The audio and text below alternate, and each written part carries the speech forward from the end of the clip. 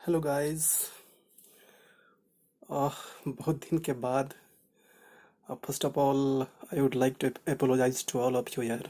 सबसे माफ़ी चाहता हूँ because after a long time I have come to you. That's why मैं आप लोग सबसे माफ़ी चाहता हूँ। I think most of you know that I was on deputation to ministry of external affairs. विदेश मंत्रालय में डेपुटेशन पे था इतने सालों से। हालांकि मेरा पेरेंट जो ऑर्गेनाइजेशन है वो तो एमओडी है, मिनिस्ट्री ऑफ डिफेंस है, तो मैं वहाँ से डिपुटेशन पे था। तो I was not in India, that's why I could not come to you. So now I have returned and next from next I will be there. Okay, so I am so sorry. तो आज का जो matter है वो है कि आपका exam तो हो चुका, एसएससी स्टेनो का एग्ज़ाम हो चुका। आपके पास मुश्किल से मान के चलो कि you have at best 2 to 3 months, 3 months मान के चलो average. So what have to do इस 3 मंथ में आपको क्या करना है? What after return test what have to do? And you see I am sure that all of you all of you have at least 60 speed, 60 word per minute speed you have. इतना मैं मान के चल रहा हूँ कि आप सभी के पास स्पीड होगा, कम से कम 60 होगा। अब ये आप मत बोलना कि आपके पास 60 भी स्पीड नहीं है। अगर आपके पास 60 भी स्पीड नहीं है, then you will have a lot of problem in this year examination. I am not talking about next year और एक्सक्यूज मी, और after that next year, no.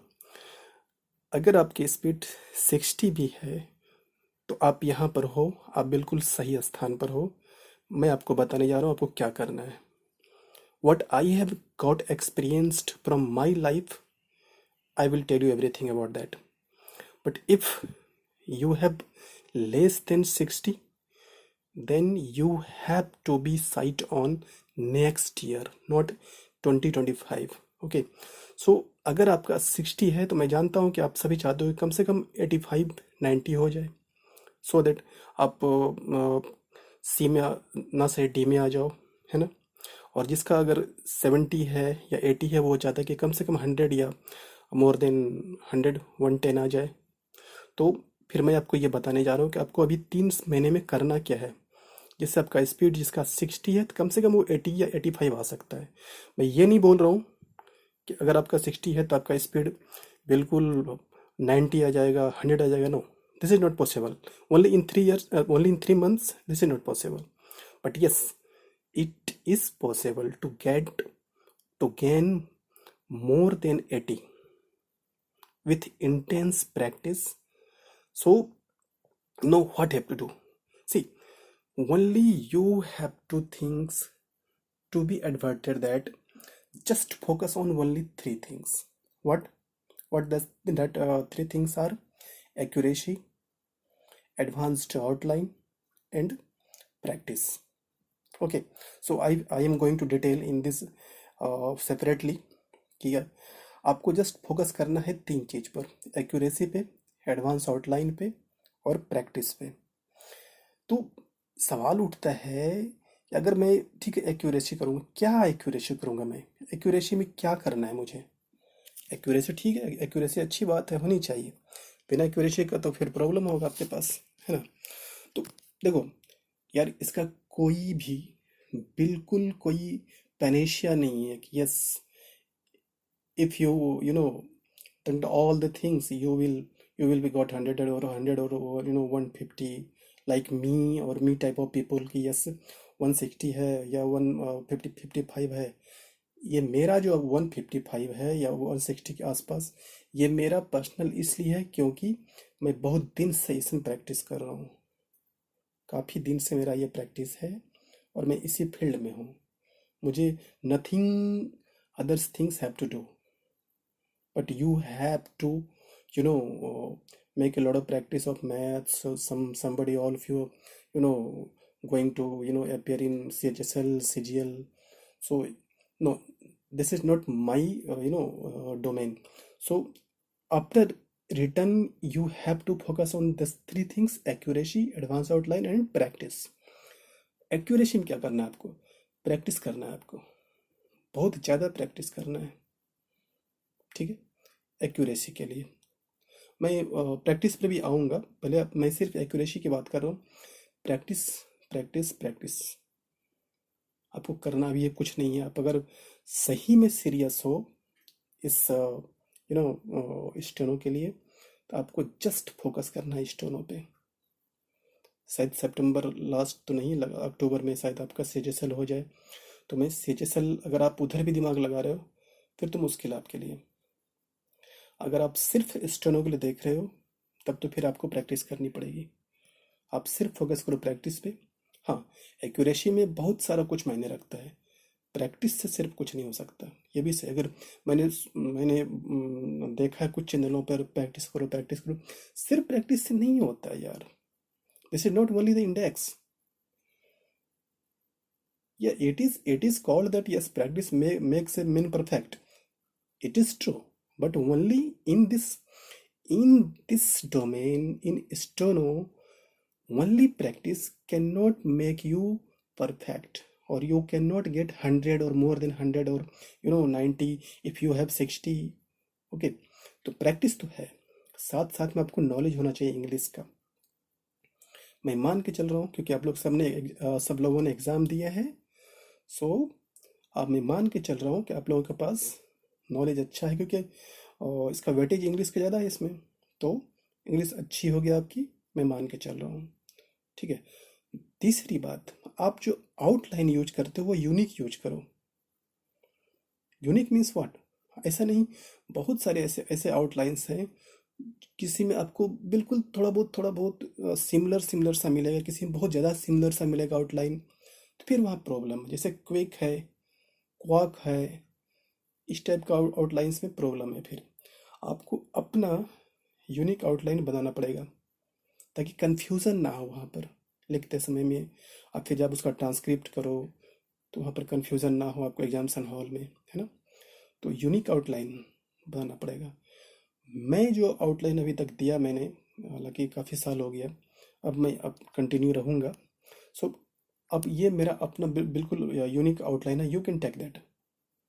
Okay, so if you want to gain something, then you will have to make your own outlines.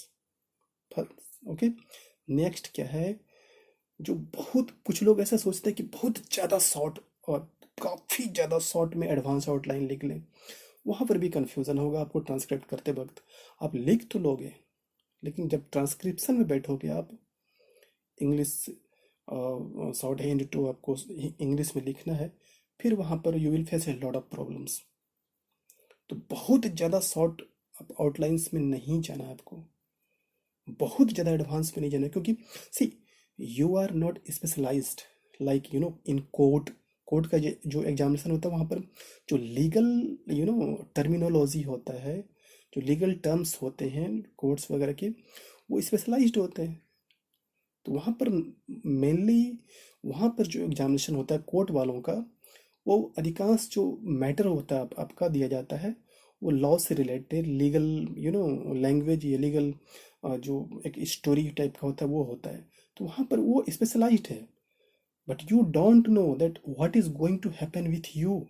आप examination hall में जब जाओगे तो आपको पता नहीं है कि क्या आएगा, किस मैटर पे आएगा, फिनेंशियल मैटर पे आएगा, या पार्लियामेंट्री लैंग्वेज में आएगा, या फिर रूरल डेवलपमेंट पे आएगा, यू नो या फिर इन्वायरमेंटल कोई स्टोरी पे आएगा लिखने के लिए, आपको पता नहीं है ना। So you are not specialized right now, आप किसी कोर्ट में नहीं जा रहे हो, है ना। तो वहाँ पर किस मैटर पे आएगा आप नहीं जानते हो, इसलिए आप बहुत ज़्यादा शॉर्ट में लिखने की ज़रूरत नहीं है, अदरवाइज आप कंफ्यूजन में पड़ जाओगे, है ना। अगर नेक्स्ट क्या है कि अगर आपको संभव हो, अगर आप पढ़ते हो इंग्लिश पेपर तब तो अच्छी बात है, अगर आप नहीं पढ़ते हो तो कोशिश करो आप पढ़ने के लिए, या फिर पेपर को पढ़ करके लिखने के लिए, है ना। ये तो आपका एक्यूरेसी था, जो आपको इन सब चीज़ों पर ध्यान देना पड़ेगा अभी फिलहाल। प्रैक्टिस तो आई नो कि आप लोग पहले से कर रहे हो। अब नॉलेज ऑफ इंग्लिश की बात है तो अब तो आप 3 महीने में आपने जितना जाना है काफ़ी जाना है। मैं जानता हूँ सबके पास अच्छा नॉलेज है। अब इस 3 महीने में आप ये ऐसा नहीं कर सकते मेरे बोलने पर कि हाँ भैया आप चलो हम इंग्लिश पहले बूस्ट कर लेते हैं। No, it is impossible. But yes, मैंने जो बोला यूनिक आउटलाइन, आप अभी भी इसको बना सकते हो इस 3 महीने में। कुछ ऐसे वर्ड्स जो आपको कंफ्यूज करे, होमोनिम्स जो होते हैं ना, जैसे राइट, WRIT, राइट, वहाँ पर होमोनिम्स में। तो ये है, बहुत ज़्यादा शॉर्ट आउटलाइंस बचना पड़ेगा आपको। मैं आपको बता रहा हूँ, अभी आपको लिखने में अच्छा लगेगा, भले ही आप लिख लोगे, लेकिन जब ट्रांसक्रिप्शन में बैठोगे तो बहुत प्रॉब्लम होने वाला है। ओके, सो एक्यूरेसी के लिए आपको बहुत ज़रूरी है इन सब चीज़ों पर ध्यान रखने के लिए। नेक्स्ट आपका जो एडवांस आउटलाइंस पर क्या करना है, किस तरह का एडवांस आउटलाइन चाहिए आपको यार। सी, आप ना चूंकि जो शॉर्ट हैंड है ना स्टेनोग्राफी, ये फोनेटिक्स होता है, यानी आपका जो वॉइस है, साउंड है, उस पर डिपेंड करता है ना। तो वो जो साउंड है, तो इसलिए आप एक ही वर्ड या मोर देन 2-3 वर्ड्स का आप एक ही आउटलाइन बना लेते हो, क्योंकि वो फोनेटिक्स होता है। वो बात सही है, इसीलिए मैंने बोला इस पिछले में कि आपको इंग्लिश की जानकारी होनी चाहिए, है ना। तो आप ना कोई जो एडवांस लाइन आउटलाइन है, कोई एक अपना, या फिर जैसे मैं पीरियडिकली अपने चैनल पे अपडेट करता हूँ आउटलाइन से, आप उसको हर हाल पे आप उसको वहाँ पे आप अडॉप्ट कर सकते हो, है ना। जस्ट वन और यूनिक आउटलाइन आप ताकि आप कंफ्यूजन ना हो, अवॉइड हो उसके उससे। दूसरी बात, आप आउटलाइन पढ़ते हो, आपने ठीक है, आप एक नोट्स बना लिया, आपने आउटलाइंस का बहुत सारे और नोट्स बनाए आपने, 1000, मोर देन 1000, 1200, 1500 के आपने आउटलाइंस बना लिए हैं। Gram, see, I am not talking about grammalogue. Grammalogue is like a formula. This is not here the subject of talking, grammalogue. आपने जो पढ़ा है बुक में ग्रामलॉग के बारे में, नहीं, वो नहीं, मैं इस एडवांस आउटलाइन की बात कर रहा हूँ। अगर मैं यहाँ पर बात कर रहा हूँ ग्रामोलॉग और एडवांस आउटलाइन, इसका मतलब दोनों में डिफरेंस है, ठीक है। क्योंकि अगर आप ग्रामोलॉग पे जाओगे तो आपको बहुत सारे ऐसे आउटलाइंस मिलेंगे जो थोड़ा लंबा है। आप बुक में देखना, पिटमैन की बुक में, वो काम नहीं करने वाला फिर आपका, फिर आप 60 और 70 में रह जाओगे। एडवांस आउटलाइन चाहिए ही चाहिए आपको। पता है क्यों चाहिए? एक तो आप जल्दी लिख पाओगे, दूसरी बात कभी कभी क्या होता है, जो बोलने वाले स्पीकर होते हैं ना, आप लिख रहे हो, आप पीछे पड़ गए, जब आप बहुत पीछे पड़ जाते हो ना, लिखते लिखते उनका नोट्स लेते लेते, तो फिर वो जो एडवांस आउटलाइन है ना, वो आपका काम करता है उस वक्त। जितना एडवांस आउटलाइन आपके पास होगा, आपके तर्कस में एक तीर के तरह है, वो एडवांस आउटलाइन आप पेयर कर सकते हो स्पीकर के साथ में, अदरवाइज आप पीछे छूट जाओगे, आप लंबा लंबा लिखने के चक्कर में, या ग्रामोलॉग के जो होता है नॉर्मली, ठीक है। एक तो वो है। दूसरी बात है, आप जो रिवीजन करते हो नोट्स से या किससे भी, कॉपी में जो लिखा है आपने या डायरी में जो लिखा है, एक बार दो बार पढ़ने के अलावा और कुछ मत पढ़ो यार उसको दोबारा। मैं बता रहा हूँ, अब आप मुझे ये मत समझना कि ये क्या बोल रहा है ये, मैं आपको सही बोल रहा हूँ। बार बार आप कॉपी पे रिवीजन मत करो। पता है क्यों मैं बोल रहा हूँ? why I'm saying this? Because if you just adopt this type of methodology, then you will be dependent on copy or written text. वहाँ पर रिटर्न टेक्स्ट नहीं है, जिस तरह आप रिटर्न टेस्ट दे करके आए हो, वहाँ पे तो आपका वॉइस है, साउंड है यार, जब वो बोलेगा, स्पीकर बोलेगा आपको ना, इसलिए आप, तो फिर आप उसकी तरह सोचो, एक स्पीकर की तरह सोचो। आपको चाहिए टेक्स्ट नहीं, आपको स्पीकर की तरह वॉइस साउंड चाहिए। इसलिए आप उसको रिवीजन करो। कैसे? आप अपने साउंड में लिखो। साउंड मीन्स आपका मोबाइल आपके पास है, रिकॉर्डिंग करो उसको, आपने जो कुछ भी 1000 या मोर देन 1000 आउटलाइंस लिखा है उसको रिकॉर्डिंग करो। कैसे? मान लो मैं बता रहा हूँ आपको कि एडवांस्ड इसका मुझे लिखना है आउटलाइंस, तो आपने तो लिखा होगा एडवांस का आउटलाइन। या फिर मुझे मोर देन, तो मोर देन का भी लिखा होगा आपने आउटलाइन, है ना? या फिर नॉर्दर्न, है ना? तो इस तरह का जो एडवांस आपने लिखा होगा आउटलाइन, वो सिर्फ आपको बोलना है रिकॉर्डिंग में, more than, advanced, northern, financial matter. बस आपने जो ये सब सुना, कहीं आप जा रहे हो, मार्केट जा रहे हो, कहीं पर जा रहे हो, आप बैठे हो आराम से शांति से कहीं पर, चला दो उस रिकॉर्डिंग को ईयरफोन में। तो आपने जो सुना एडवांस, तो आपके दिमाग में आएगा यस मैंने एडवांस का आउटलाइन लिखा हुआ है, ये ऐसे होता है। नॉर्दर्न, यस मैंने लिखा था ये नॉर्दर्न, ये ऐसे होता है ना? तो वो बार बार आप रिपीट करोगे अपने दिमाग में। क्यों टाइम बर्बाद करना आपको? आप मार्केट जा रहे हो, टहलते हुए जाओ, कोई प्रॉब्लम नहीं है, लेकिन आपका दिमाग आपके ईयरफोन पे होना चाहिए, इससे आपका टाइम बचेगा। अभी सिर्फ 3 महीने हैं आपके पास, मैक्सिमम मुझे लगता है 3 महीने हैं, और इस 3 महीने में आपको ये सब चीज़ करना पड़ेगा, और ये ज़्यादा हार्ड नहीं है। मुझे लगता है कि अगर आप रिकॉर्डिंग कर लोगे सारे के सारे, तो 20 दिन में आप कहीं भी मार्केट जा रहे हो आधा घंटा के लिए, तो आप उसको रिवीजन कर सकते हो 1000 आराम से, मोर देन 1000 आराम से कर सकते हो रिवीजन, है ना? तो ये चीज़ करना पड़ेगा आपको। इससे पता है क्या होगा, आपका जो टेक्स्ट है ना, जो कॉपी पे लिखते हो, उस पे डिपेंडेंसी खत्म हो जाएगा आपका। फिर आपका देखना कॉन्फिडेंस बढ़ेगा। हमें कोई रिटर्न नहीं देना है ना यार, हमें तो वॉइस चाहिए, जो स्पीकर बोलेगा वहाँ पर, तो हम उसी उसी उसी की तरह क्यों ना सोचें। हम वॉइस, हमको चले वॉइस, तो हम वॉइस में उसको रिवीजन करेंगे, है ना?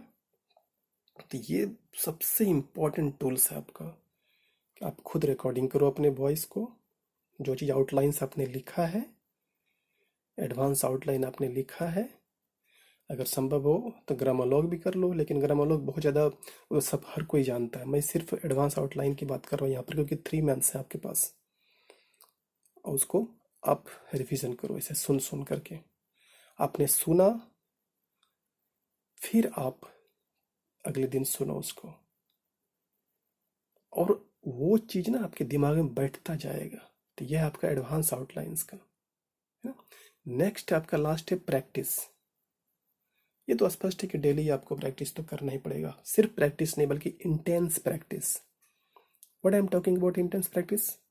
Intense practice means if you sit to write something, I think more than 1000 words every day, no, not only every day, but within 1 hour आपको कम से कम 1000, कम से कम 1000, 2000, 5000, 6000, इस तरह के वर्ड्स आपको लिखने पड़ेंगे।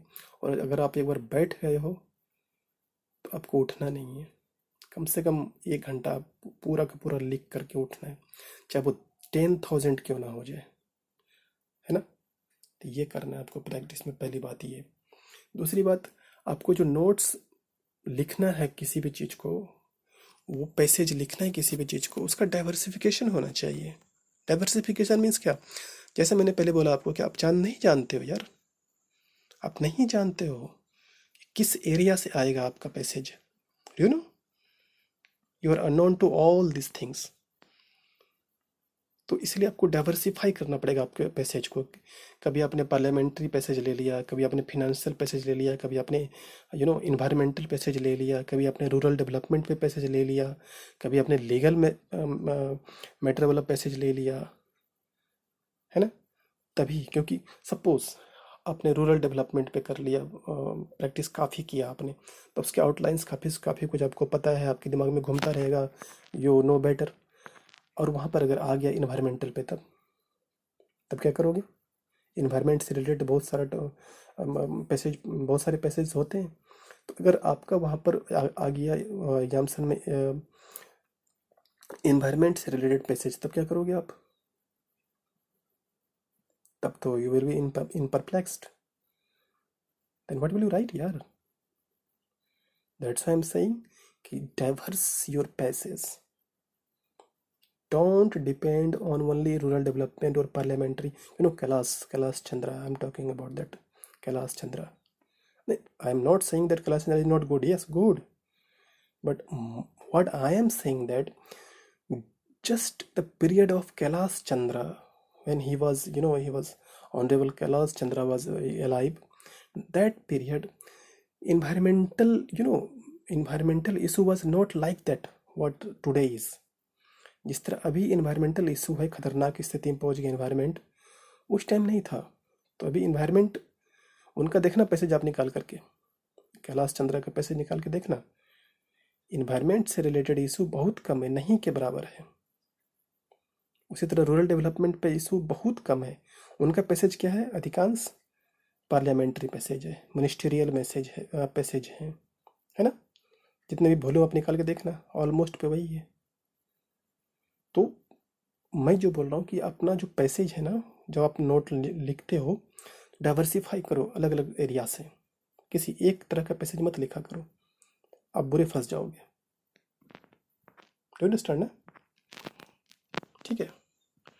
अपना खुद या ट्यूटर बनो, जैसा मैंने पहले बोला कि खुद ट्यूटर बनना मीन्स व्हाट, आप खुद अपना जो भी पैसेज है, सपोज आपने पैसेज आपको कोई पैसेज लिखना है, आपको 10,000 वर्ड में, उस 10,000 वर्ड या 5,000 वर्ड को आप वॉइस रिकॉर्डिंग करो और तब लिखो, वो ज़्यादा बेटर होगा। ठीक है, ना कि आपने कहीं से डाउनलोड कर लिया नेट से जा करके किसी का वॉइस, फिर आप लिख रहे हो। इससे ज़्यादा बेटर है कि आप खुद वॉइस को रिकॉर्ड करो। उससे पता क्या होगा, जब आप रिकॉर्डिंग कर रहे होते हो तो वो जो लेटर है, वो जो वर्ड्स हैं, वो सारे आपके दिमाग में घुस रहा होता है उस वक्त रिकॉर्डिंग करते वक्त। ठीक, उसके बाद आप लिखोगे तो कम से कम समझ में आएगा, यार ये चीज़ तो मैंने पढ़ा था।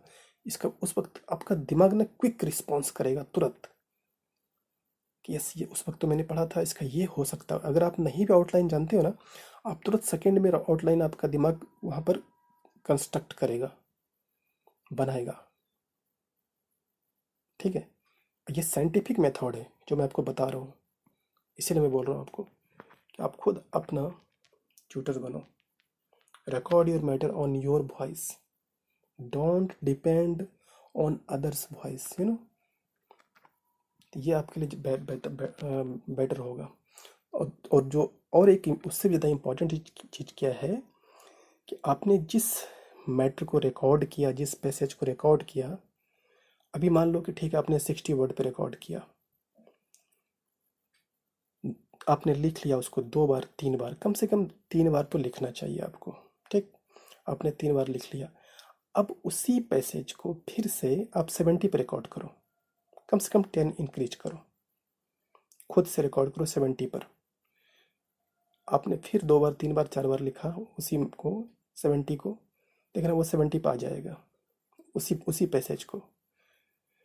फिर अगले दिन, उस दिन तो नहीं, एक दिन में कम से कम 10 या 15 इंक्रीज करो उसी पैसेज को बार बार। अगले दिन फिर उसी पैसेज को एक बार लिखो 80 पे, देखना मैं आपको गारंटी दे रहा हूँ कि अगर 80 नहीं तो अगले दिन 75 जरूर आएगा। वो वही पैसेज की बात कर रहा हूँ। इससे पता है क्या होगा, ये ना दिमाग जो है ना, आप एआई का नाम सुने ही हो, जानते हो एआई के नाम, एआई के बारे में। जब वो कंप्यूटर सोच सकते तो हम क्यों नहीं सोच सकते हैं यार? वी आर ह्यूमन बींग्स यार, we have creativity, so we can do a lot of things यार from our mind. That's why I am saying कि जो सेम मैटर है, आप कल जो यस्टरडे को अगर आप 60 पे लिख रहे थे, आज आप 75 पे लिखोगे गारंटी के साथ। इससे क्या होगा कि आपने जो 5,000 का जो पैसेज लिखा ना, अब सोचो जरा कि कितना ज़्यादा रिजर्वायर बनेगा आपके पास, एक बैंक बन जाएगा आपके पास, पूरा का पूरा उस 5,000 का आउटलाइन आपके दिमाग में बन जाएगा अच्छे से। अगर संभव हो तो जो जिसका आउटलाइन आप नहीं जानते हो, आप बैठ कर उसका आउटलाइन तैयार करो उस वक्त, एक बार 2 बार लिख करके। पहली बार जो लिखोगे आप एक्यूरेसी पे ध्यान देना। अगर आपका 60 है, आप 60 पे ही लिखो, ताकि आपका एक्यूरेसी बरकरार रहे। अगले बार 2 बार 3 बार लिखने के बाद फिर 70 पे आ जाओ, वहाँ पर आउटलाइन पहले बना लेना। दूसरी बार जब जब आप इंक्रीज कर रहे हो ना 10 का, 10 वर्ड्स पर मिनट, तो पहले आउटलाइन बना लेना थोड़ा बहुत, फिर अब 70 आ जाएगा। फिर जब अगले इंक्रीज करोगे तो पूरा पूरा सबका आउटलाइन बना लेना, जो जो इम्पोर्टेंट आपको लगता है, बड़ा बड़ा वर्ड्स वगैरह जो है ना, embarrassment, harassment, this type of words, तो इस सब का वर्ड आपको बना लेना, तो हो जाएगा। ठीक है ना। तो एवरी डे आपको इंक्रीज करना है 10 वर्ड्स पर मिनट एक पैसेज को। इससे ना डाइवर्सिफिकेशन आ जाएगा। कभी इन्वायरमेंटल ले लिया, उसको बढ़ा दिया, कभी रूरल डेवलपमेंट पे ले लिया। और हाँ, जब आप लिख रहे होते हो ना, तो कम से कम 5000 तो लिखना पड़ेगा आपको यार। अब अगर आप सोच रहे हो कि नहीं मैं 1000 लेकर के निकल जाऊंगा पतली गली से, ये फिर तो नहीं होने वाला। ठीक, 5000 लिखना ही पड़ेगा आपको। हाँ, और जो प्रीपोजिशन वगैरह होता है, of, you know from, by, ये सब का आउटलाइंस मत लिखा करो। ये आपका वर्ड बता देगा कि बीच में ऑफ है या बाय है। मैं अगर लिख रहा हूँ अलोंग विथ, या फिर अगर मैं आपको बोल रहा हूँ कि कंप्राइज, कंप्राइज के बाद ऑफ होता है। हम लोग सब ने पढ़ा है प्रीपोजिशन में कि कंप्राइज अगर वर्ब के रूप में यूज कर रहे हैं तो कंप्राइज ऑफ या कंप्राइजिंग ऑफ, तो ऑफ छोड़ देंगे, यहाँ पर नहीं लिखेंगे। इससे आपका टाइम तो बचेगा, है ना, टाइम भी बचेगा आपका। फिर आप उस टाइम का यूज अगले वर्ड को लिखने में कर सकते हो। तो प्रीपोजिशन का यूज कम किया करो। ठीक, तो ये प्रैक्टिस आपको बहुत ज़रूरी है यार। डू अंडरस्टैंड ना। तो मैं नेक्स्ट वीडियो में कुछ दिन में फिर आऊँगा। अब मैं आ चुका हूँ, तो इसलिए आप लोग को कोई प्रॉब्लम नहीं होगा। मैं क्लास फीस लेने की सोच रहा हूँ, बिकॉज मैं था थोड़ा सा डिपुटेशन पे था, तो मेरे पास टाइम नहीं था। आई एम सो सॉरी। तो अब मैं आया हूँ, तो hopefully I will be before you frequently. Okay, thanks.